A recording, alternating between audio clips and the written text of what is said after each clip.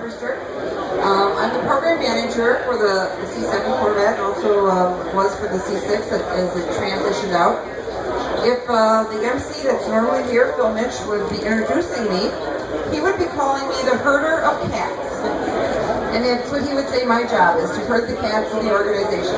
So that's what the program manager is supposed to do, is manage a few things. But in reality, what I do is I'm responsible to make sure that from the program perspective, the definition of the program, and the people are all working to the same timeline, they're on the same budget plan, and conceptually, they all believe or know what the concept of the vehicle is. And from a program management and planning, one of the things that we do is we start way early in the program. So a long time ago, 3-4 years ago, we started talking about the C7. And we talked about, what do we really want this vehicle to be? What kind of customer do we want to go after? What do we like about the C6 that we want to make sure we keep?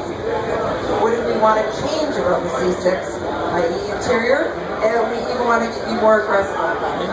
So from a program management and planning perspective, we're spending a lot of time up front understanding who the customer is, what the customer wants.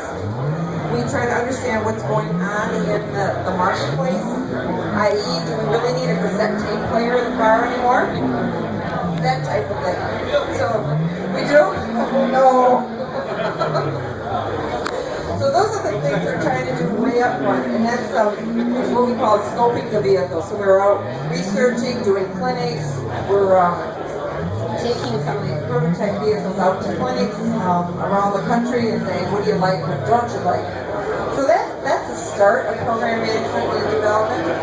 And once you have that concept down, then we all start working towards that concept. And we've got people working together from design, engineering, manufacturing, the plant. So we've got a lot of people working together to make this thing to make this thing go forward. So I'd kind of like to talk about program management in 5 steps. I'm going to read you the titles to make sure I get them correctly because I use different words. The first one's theme development. The second one is engineering development. The third is engineering validation. The fourth one's manufacturing tools. And the fifth one is launch. And I kind of like to think of this more as a symphony rather than a herder of cats. So what we want to do is we got this theme development going on, and think of it as a continuum. Theme development starts many years ago, and it keeps working and refining its way. It's kind of like building a house. You know the size of the house, you know the size of the box. Once you know that, then you start figuring out how you're going to divide up the rooms. So we do the same thing in a car. We got the size of the car. How are we going to divide up those rooms? How much are we going to put in the passenger compartment? How much are we going to put in the engine compartment? And how much are we going to put in the rear? Once we have that kind of framework, we've got designers designing things. So they're making gorgeous pictures and designs. We've got engineers trying to put all their parts in those various sections of the car. And then we've got manufacturing going along saying, okay, now I got to manufacture this and put this all together. And one of my jobs is to make sure those three work together in harmony. As I said, kind of the symphony. Since you got the designers designing things with this real low cowl, but the engineers are coming back and saying, oh, in order to meet some of the legal requirements, the roof line's got to be up here. And then you got the plant coming along and say, we can't reach the middle of the car when we're standing at the nose to install that part. So how are we going to all work together? So we have very many parallel paths, and my job is to try to make those parallel paths come together in various meetings and organizations so they all agree on the concept and agree on what we're going to accomplish. So that's kind of in a nutshell, and the result of it is you'll see the C7 here. And I think we have the team and the folks all coming together to create what I think is pretty an awesome vehicle. So that's kind of in general what I do as a program manager. Any questions? What's your current biggest challenge? My current biggest challenge? is always one of the biggest challenges on the program, because as you know, this is a car we're trying to sell for the masses, and we want people to buy it, and we don't want it to be priced like a Ferrari or an MP.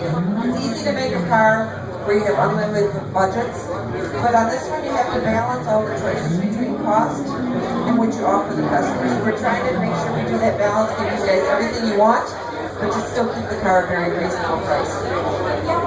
Was there any particular challenge at bringing out the C7 that you would like to bring up? Any particular story that really was unusual? The question is there any particular challenge or particular story that I'd like to share that was unusual? I think that there was. I think we've got an awesome team. I guess for me, not the challenge, but the best part of this is even though we were in a lot of meetings and you had manufacturing disagreeing with design, disagreeing with engineering, it didn't matter because it was all about the vehicle. And in the end, that's what really counted. And we had people from all walks of life coming together and saying, that is what's best for the vehicle. So that really is a bit. Other questions? ZR1. Yes, what about a ZR1? We had one. Question is there any plans for future ZR1? Right now we are focused on the Z06. We are absolutely focused on the Z06, and the Z06 performance is what we were targeting. We had a ZR1, we were focusing the Z06 to meet that ZR1 performance, and I think we've done that, surpassed it. So I think you've got a really awesome vehicle here. This is Pam from Northeast Wheels Events at Carlisle Corvettes 2014.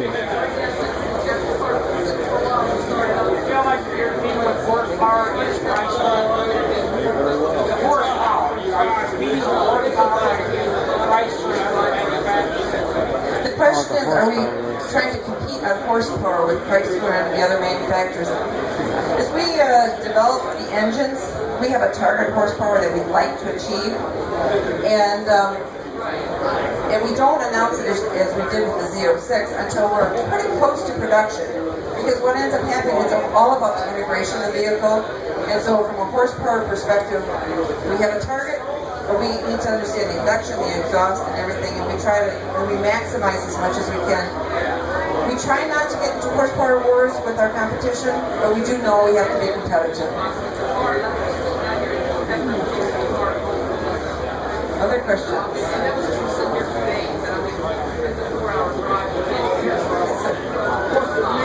The vehicle safety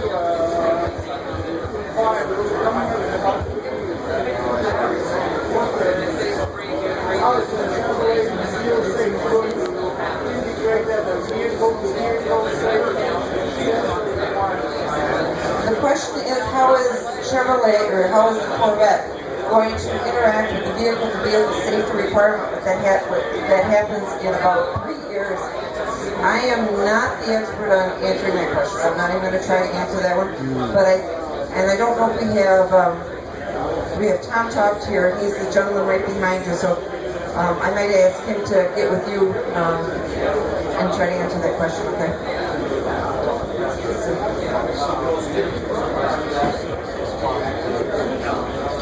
Some of the features of the Z06, of course, is the bigger engine. One of the things we've done differently is you've got the different wheels and tires, so we have that feature. It is a wider car, so it's slightly wider in the back end. What we've done is we've kept the taillight shape the exact same. We've just moved them out slightly. We've put clear lens here instead of the red lens, so you can see that difference. We've also taken the badges, and on the Z06, they're standard in black background. It's optional if you want to do chrome, so if you're the chrome person, you want to chrome your wheels, you might want to look at some of the chrome badges. We have a couple different aero packages that are available, and you'll see this one has got, I think, virtually everything on it, with the larger spoiler, an adjustable spoiler here. We've got the rockers and the carbon fiber spoiler in the front. Those are some of the main features. I know one of the major features of the new Corvette is the finer interior. You really concentrated on that. Can you give us some information on how that was developed? The question is, one of the features of the C7 Corvette was the finer interior. She said, and the question was, how did we go about developing that? We had an awesome engineer, Lucy LaHood, and Rainer has taken over from her, and then we had an awesome designer, Kurt Benyon. And one of the things we did early on in the program is we allocated more money towards the interior than we have in the past. So we said, we have to make this interior good, and we have to do it the very, very best we can. So we let them go. We let them design to what they thought was what they needed to have. And so one of the things we try to do is sometimes you figure out what the solution is, and once you have the solution and the design that everybody likes, then you figure out how to make it economical and to be the best cost that you can be. So that's kind of what we did. We let the designers go, we let the engineers go, we created that interior, and then we said, okay, now how do we make this and how do we make it successful? Very good. This is Pam from NortheastWheelsEvents.com. The question is, what are the prices of the different aero packages? I don't have that information yet. I don't think we've announced all the details on the 06 aero packages yet, sorry. And as soon as I get it, I'll give it to you.